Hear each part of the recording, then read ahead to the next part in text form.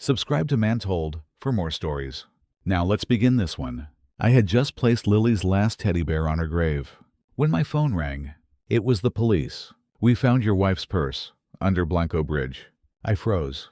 Hannah had gone missing 3 days after our daughter's funeral. I searched everywhere, hospitals, motels, old friends' places, but there was nothing. She vanished like she'd never existed, and now they'd found her purse. At a bridge people only go to when they don't plan on coming back. I swallowed hard. Was there a note? A pause. No, but there was a surveillance contract. Client, Hannah Walker. Target, Tyler Walker. I went stiff.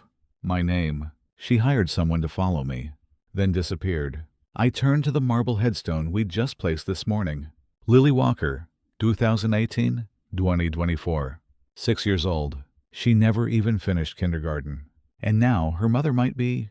I took a step back, not because I was afraid she was dead, but because I was afraid she wasn't. If Hannah had me followed, if she left a contract instead of a goodbye, then maybe this wasn't a suicide.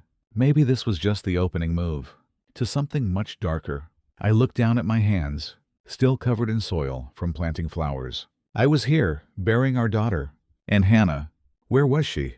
And why did she doubt me? I don't know the answer, but I know one thing for sure. What I thought was the end might just be the beginning. And if Hannah's still alive, she might be about to do something that'll make me wish she wasn't. My name is Tyler Walker. I'm 37, a construction engineer. I live in a small town down in South Texas, the kind of place where people say good morning over coffee and know exactly how many dogs their neighbors have. I used to think I was a simple man. Worked hard, came home on time, stayed out of trouble. But then I became a father, and every measure I had for life shifted. Lily came to us 3 years after we got married. She was born nearly a month early, tiny, blue, rushed away by doctors. I stood frozen outside the NICU, gripping the edge of the chair like if I let go, I'd fall apart. I didn't cry that day, but when the nurse placed her in my arms, I shook so hard I almost dropped her. That was the first time I ever felt truly weak. That little girl, she made me want to be the strongest man in the world. Hannah, my wife, is a nurse. We met through a weird accident in the park. I wandered into her hospital's picnic by mistake, opened the wrong porta-potty door, and she screamed like she was getting mugged. 3 minutes later, she was laughing, told me I had a stupid but honest face. I bought her an iced tea to make up for it. A year later, I proposed. Hannah was gentle, thoughtful, had the strangest taste in music. She'd cook to Bach and fold laundry to hard rock. She loved our daughter with everything she had. Read to Lily every night, no matter how tired she was. We weren't rich, but we were warm, at least until Lily got sick. A bruise that didn't make sense, a fever that wouldn't break. Then the test results came, and my heart stopped. Acute lymphoblastic leukemia. I still remember how Hannah gripped my hand. Her nails dug into the back of mine, but she didn't say a word. Neither did I. But inside, I was spiraling.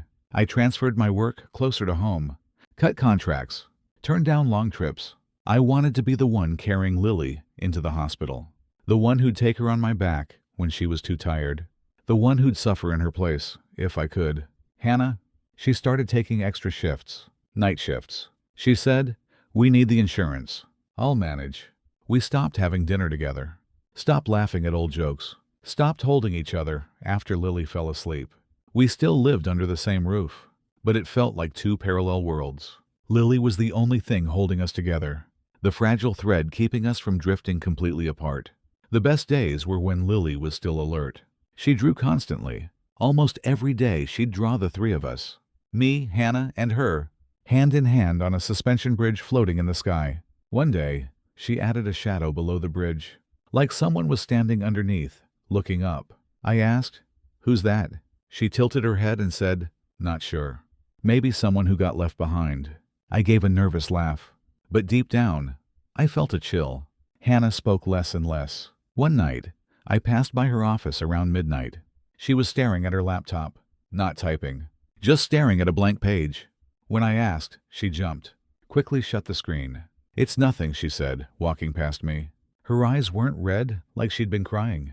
They looked more like she'd just seen something unforgivable. Then one cold morning, we lost Lily. No warning. No sound. Just Hannah walking into her room and screaming, like someone had wrapped their hands around her throat. I rushed in. Our little girl was lying there, like she was just asleep, clutching her teddy bear, the one missing its left ear. I don't remember how many times I breathed after that. I don't remember the funeral. All I remember is Hannah, silent like stone. No tears, no trembling. Not once did she sit down. That night, after everyone had gone, I sat in Lily's room, holding that teddy bear.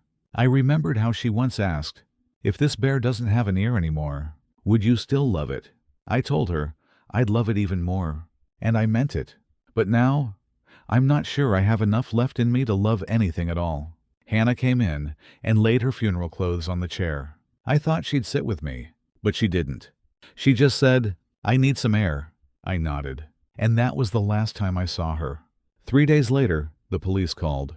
They found her purse by Blanco Bridge, a place people only go when they want it to be the last place. I thought the worst had already happened, until they said, "No suicide note."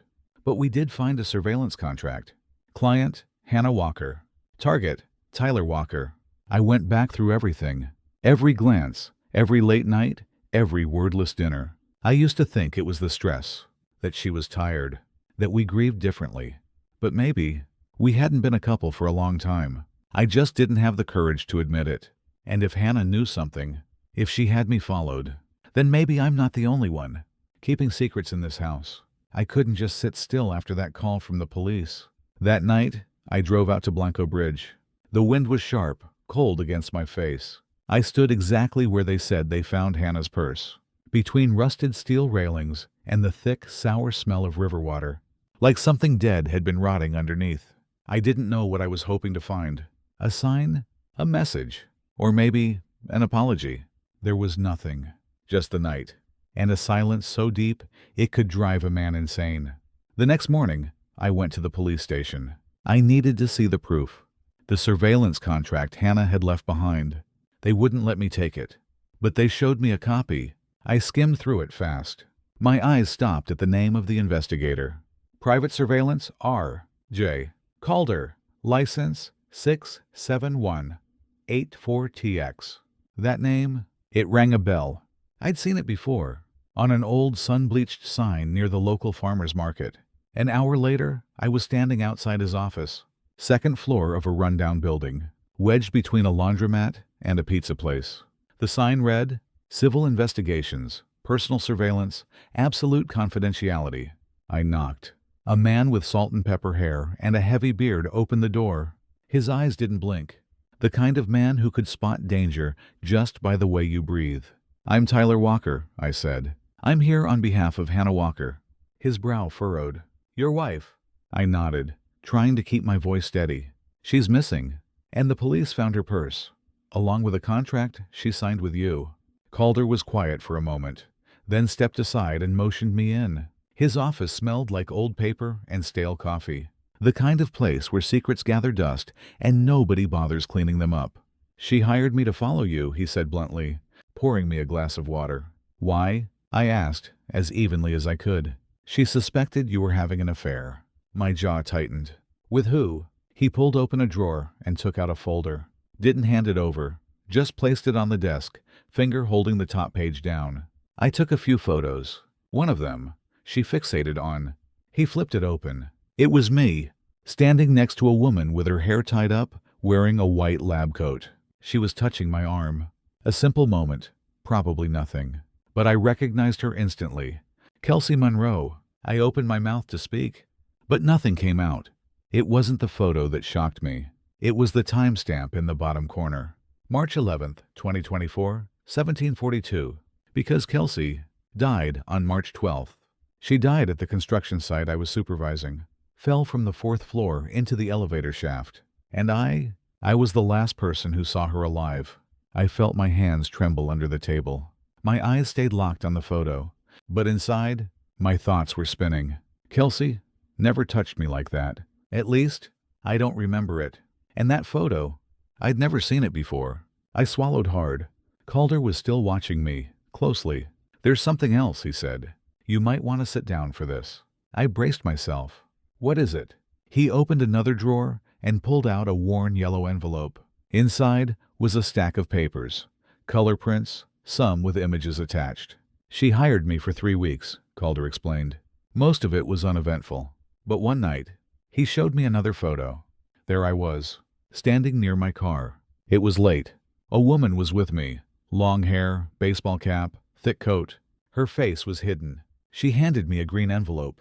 I took it, opened it, read it, put it in my jacket pocket. That night, 11 p.m., you'd just left the hospital. Your daughter had been admitted for a fever. I stared at the photo. It looked real, too real, but I had no memory of that moment. I shook my head. I didn't meet anyone. There was no envelope. Maybe she didn't want you to remember. I wanted to argue, but no words came out. My fingers were shaking, not out of fear, but because deep down, I felt it too. Something important, something I'd forgotten. Calder turned another page. 3 days before she disappeared, Hannah called me, middle of the night, said she knew the truth about Kelsey, and that she needed time to process it in her own way. I looked up. What truth? No idea. But her voice was shaking. I asked if she needed help, and she said, if I disappear, tell my husband not to come looking. That's all. That line hit me like a punch to the chest. If Hannah vanished on purpose, what was she running from? Or worse, what did she know that made her a threat? I leaned back in the chair, my head pounding. Kelsey. She wasn't supposed to be on the 4th floor that day. No reason to be there. That part of the site was off limits. And if that photo from March 11 was real, then I was the last one to see her alive. I used to believe her death was an accident, but now I don't know what to believe anymore. I want copies of everything, I said. Calder nodded. I'll prepare them. But if you really want answers, start with the woman who gave you that envelope. She knows you, and I think she'll be back. I left Calder's office near noon. The Texas sky was blazing hot, but my spine felt ice cold. I drove like a man with no soul, my head clouded with fragments of broken memory. That night, after cleaning up my study, I flipped the sofa cushions, just on a hunch. I don't know why. It just felt necessary. And then, something fell out. A mini cassette tape. I stared at it, my heart racing. The label, written in smudged black ink, read, "Don't trust anyone, not even yourself." I held it in my hand. My fingers were shaking. I couldn't even remember the last time I saw a cassette tape. Lily used to use a toy recorder. She'd make up her own fairy tales, her voice always cracking from laughter. But this tape wasn't from her. This tape might be from the one person who's tearing apart everything I thought was real. The house was dead quiet. Only the tick of the clock and a meaningless old movie playing on the living room TV. I looked down at the cassette. So small, so harmless. But I knew, once I played it, I'd never be the same again. I tore through the basement. The last cassette player was buried in a dusty old box. Scratched, worn out, but it powered on. I set it on the floor, plugged it in, still holding the tape Hannah left behind. I knew, some sounds, once heard, never leave you. But I pressed play anyway. The first thing was static. Then silence. Then a voice I knew too well. Thin, dry, barely above a whisper. Tyler, if you're hearing this, it means I failed. I froze. My chest heavy like a stone dropped into it. Hannah's voice. I don't know where to begin. There were things I thought I understood, and I was wrong. And things I never imagined could happen, did. With Kelsey. With you. With our daughter. Her voice cracked on the word our. I lowered my head. A memory flashed. Last winter. Hannah, standing in the kitchen, lights off. Her hands trembling from the cold. But she refused to turn the heater on. I asked, "You okay?" She answered, "I just want to know if I could handle losing everything." I laughed. Thought it was a joke. Now, it feels like a prophecy. Kelsey came to me before she died. She said you were holding something she couldn't. A note, a video, something. I'm not sure. But if anything happens to her, check the lining of your winter coat. My heart jumped. That coat was still in my closet. I used to think Kelsey was the other woman. I was furious. But no, she didn't come for you. She came to warn me. Her voice trembled. I pictured her, sitting in the dark, clutching a tiny recorder, trying not to fall apart. I know you don't remember. I know what they did to you. The same thing they did to Kelsey. How do I know? Because it's starting to happen to me too. I stopped breathing. I don't know what's real anymore. But I believe, if anyone's strong enough to face it, it's you. I closed my eyes. I may never come back. But if you still love me, don't look for me. Look for the truth. It's in the house. The tape ended with a small sigh. Then a knock. A single, sharp knock. Then silence. I pulled the tape from the player. My ears were ringing, my pulse in chaos. But what chilled me wasn't Hannah's voice. It was the knock. Because I'd heard that knock before. Not from the tape. From inside this house. I ran upstairs. Opened the coat closet. The coat Hannah mentioned. Still hanging there. I searched every pocket. Nothing. But then I remembered. Last year, during an unusual cold spell, I'd sewn in a hidden lining. No one knew. Not even Hannah. I slid my fingers deep along the seam. Felt something. Small. Solid. I pulled it out. A microSD card. Tiny. Plain. No label. But holding it, it felt like a live wire pulsing in my hand. My fingers went numb. That little thing was vibrating like a beating heart. I plugged it into my laptop. A single folder popped up. Don't open until you're ready. I wasn't ready, but I didn't have time to be. I clicked it. 3 files. Kelsey, MP4, access log, TXT, cam footage Hannah, move. I opened the first. The screen was dark. Then a weak yellow light flickered from a ceiling bulb.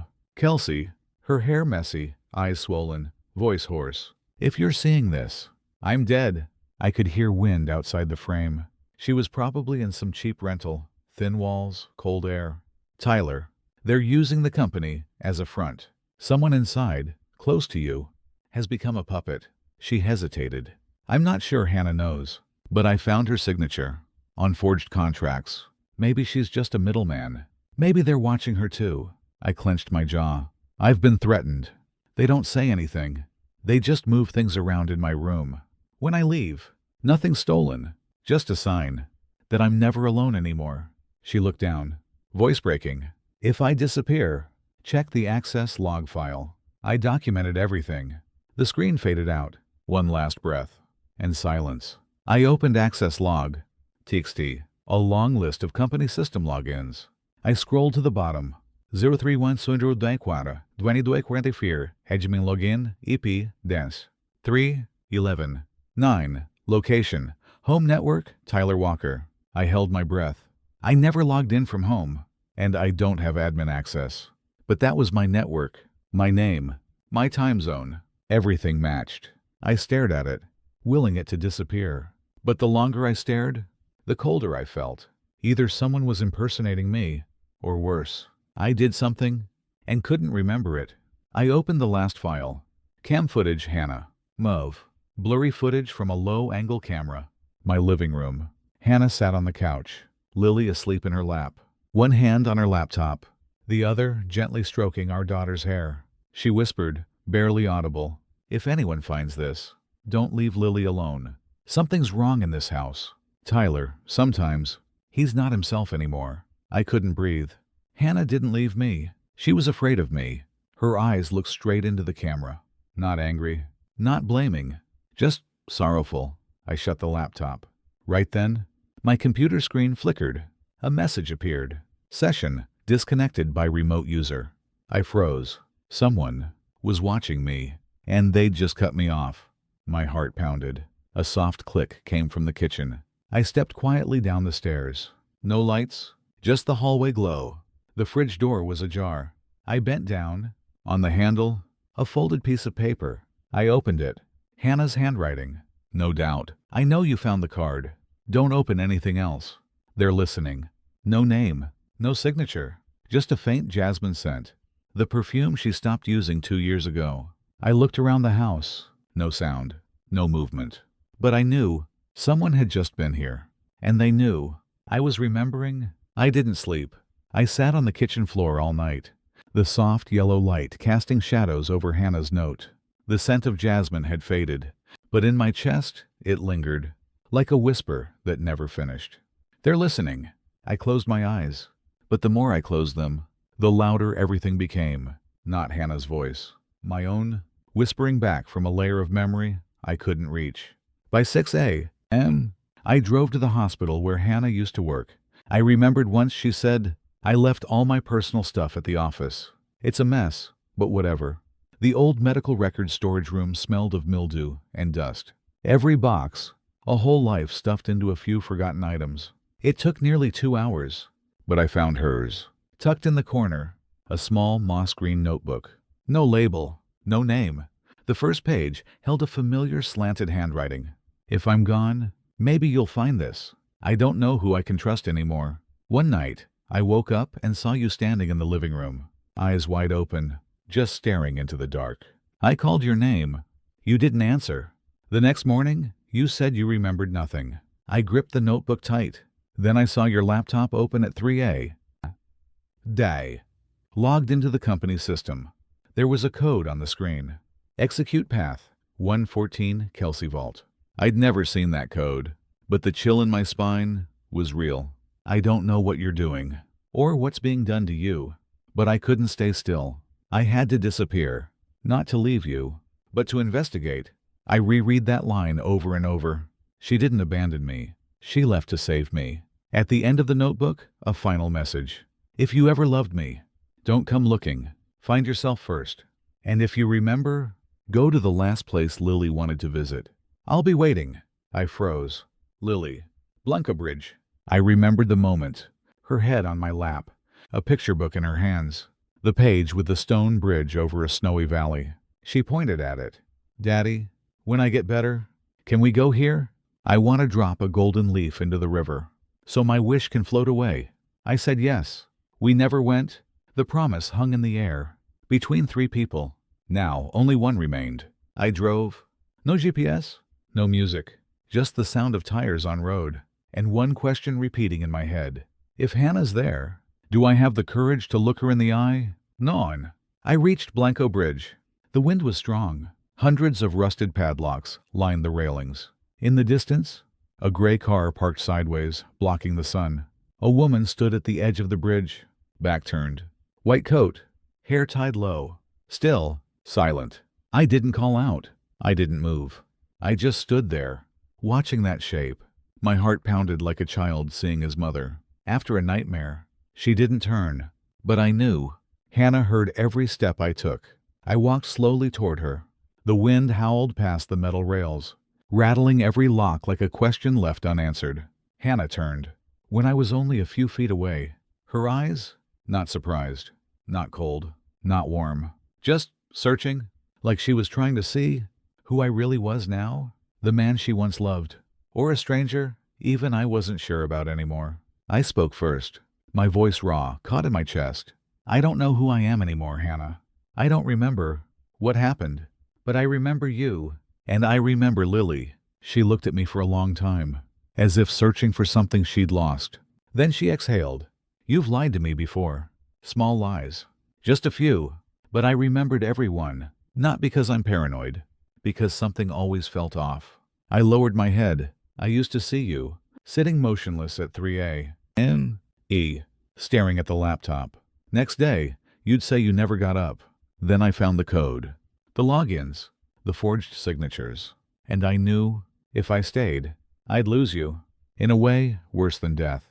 She stepped closer, touched my chest, lightly. "I used to think you were controlled, a victim.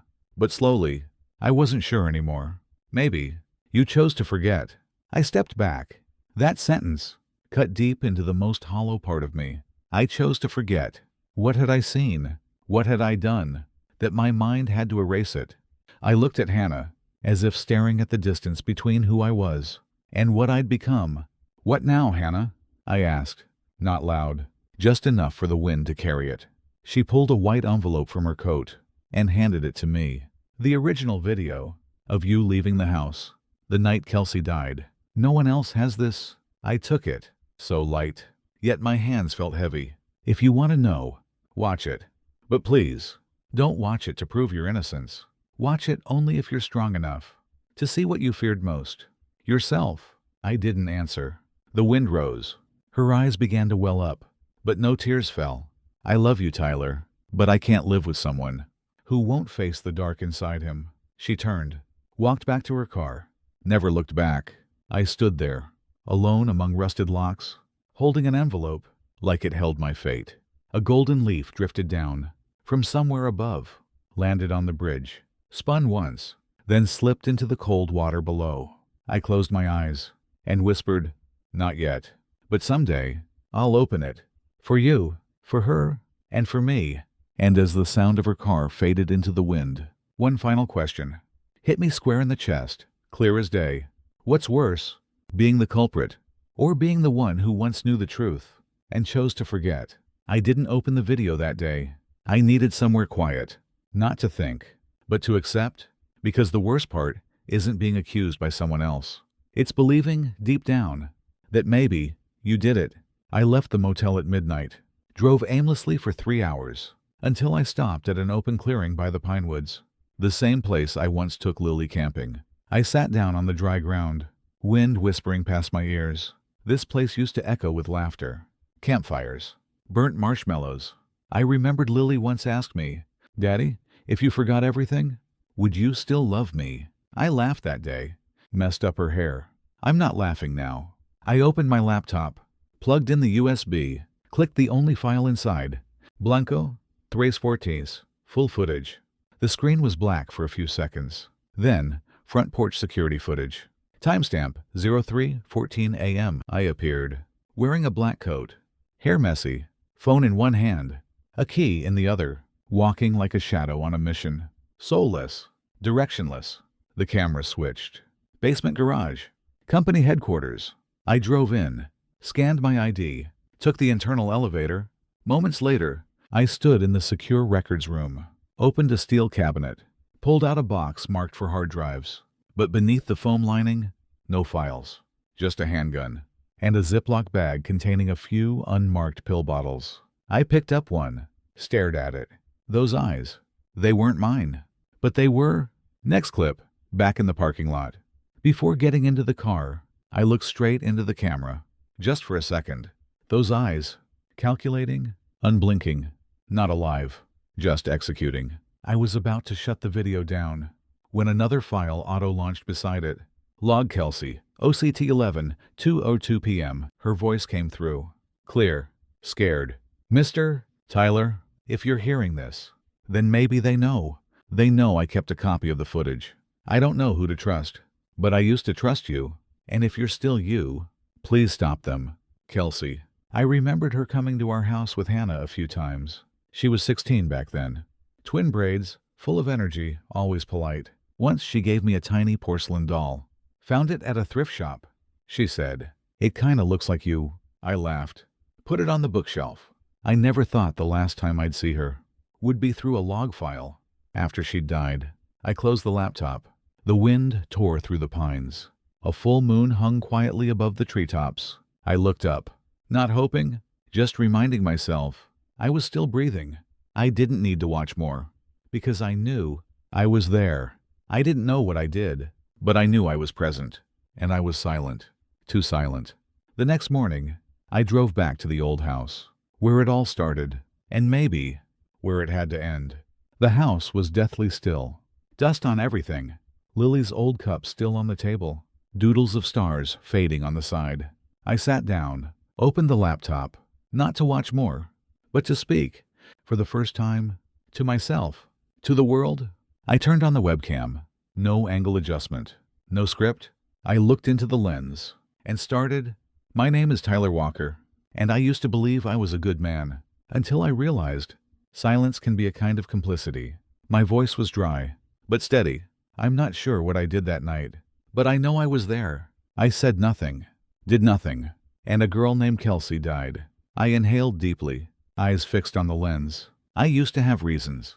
I used to think I was a victim, but today, I choose to stop using reasons. I choose responsibility, because if a man won't face the darkness inside him, he doesn't deserve the light.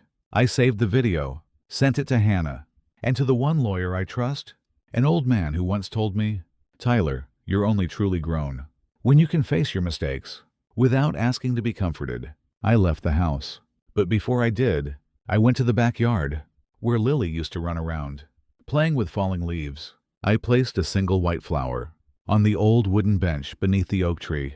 No prayer, no tears, just stood still, as if to say, "I'm sorry, sweetheart." When I walked into the police station, I carried nothing but the envelope with my confession. The officer at the front desk looked up. "Can I help you?" I said, "I'm here to reclaim what's left of me." As I walked down the long hallway toward the inner office, the dim lights reflected off the glass walls, and I saw myself, not the man from that night. No black coat, no darting eyes, just a man finally stepping out of the shadows, slowly, but fully. Just as I was about to hand over the envelope, a young officer walked past. He paused for a moment, looked at me, and said quietly, "I know you." I blinked. He nodded. "My daughter. She was in your wife's class once. You're Lily's dad, right?" I nodded. He looked at me for a moment longer. No judgment, no pity, just something deeply human. "Thanks for coming." Most people don't have the guts. I didn't say a word, just bowed my head. And for the first time, I didn't feel completely alone. I don't know how long I've been sitting here. The cell is cold white, gray concrete walls, a rusty metal bed, no shouting, no violence, just time, dripping slow, like frozen blood in the chest. I'm not afraid. Not because I believe I'm innocent, but because, for the first time, I have nothing left to hide. No more fog. No more waking up at 3 a.m., wondering who I am. I started writing, not to explain, not to plead, just short notes. For Lily, I used to think men weren't allowed to be weak, but it was exactly when I tried to be strong. That fear took over everything. I remember once Hannah told me, "You're not cruel. You're just a coward." Back then, it made me angry. Now, I'm grateful. Because sometimes, what we need most isn't a hug, but a slap that wakes us up. One night, during a heavy rain, they let me outside for 10 minutes. I looked up at the sky, let the water hit my eyes, my lips, my forehead. I didn't wipe it away, didn't shield myself, just stood there, listening to my own heartbeat, and thinking of my daughter, somewhere out there, still growing, day by day. I don't want Lily to grow up asking herself, was my father the kind of man who stayed silent, until silence became guilt? A month later, I received a letter from Hannah. The paper was yellowed. Her handwriting, still slanted, still hers. "Tyler, I don't know how this ends, but if there's ever a new beginning, I hope it starts with truth." Attached was a photo. Lily standing in front of Blanco Bridge, holding a new drawing. The three of us, me, Hannah, and her, hands joined, standing on a bridge. Underneath, in messy little handwriting, family, if everyone's honest. I stared at that photo for a long time. Didn't cry, but something inside me softened, lightened, settled. I know I can't go back, can't undo, can't bring Kelsey back, can't erase what Hannah endured. But I can make sure it wasn't all for nothing, because some mistakes can't be undone, but they don't have to be repeated. And if you, a stranger, sitting up late, watching this all the way through, maybe you failed too, lost someone, thought you didn't deserve forgiveness. I can't tell you it'll be okay. Can't promise someone will hold you and say, "This will pass." But I do know this. If you still have the courage to face yourself, you haven't lost. Endings aren't periods. They're commas. A breath before we write again. If we still believe we can, I'm no longer the Tyler Walker I used to be, but I'm still a father, still someone's former husband, still a man trying to live honestly. And if today is the day you feel like giving up, just remember, someone once fell before you, but stood up again. Because sometimes, light doesn't come from the outside. It comes from the simple choice to stop running,